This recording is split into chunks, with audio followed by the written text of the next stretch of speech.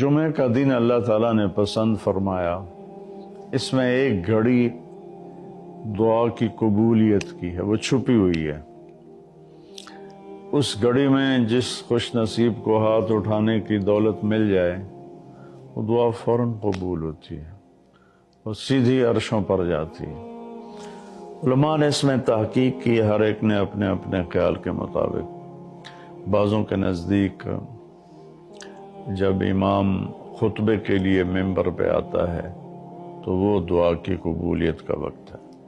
بعضوں کے نزدیک جب دو خطبوں کے درمیان بیٹھتا ہے تو وہ وقت دعا کی قبولیت کا ہے، اور بعضوں کے نزدیک عصر سے مغرب کے درمیان کوئی بھی گھڑی اللہ کی بارگاہ میں دعا کی قبولیت کی ہوتی ہے۔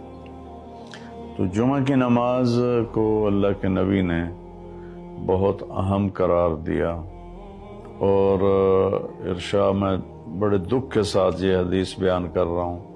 میرے نبی نے فرمایا جو 3 جمعے مسلسل چھوڑ دیتا ہے وہ میری ملت سے خارج ہو جاتا ہے، میری امت سے خارج ہو جاتا ہے۔ تو میں اپیل کروں گا ان بہن بھائیوں سے جو نماز میں سستی کرتے ہیں، کم از کم جمعہ ضرور پڑھ لیا کریں۔ عورتوں پہ جمعہ فرض نہیں ہے، مردوں پہ فرض ہے۔ تو میں کہا کرتا ہوں جو دوست ملتے ہیں جی نماز نہیں پڑھی جاتی، تو میں ان سے کہتا ہوں ایک نماز 5 میں سے طے کر لو اور ایک جمعہ طے کر لو، 2 نمازیں شروع کر دو۔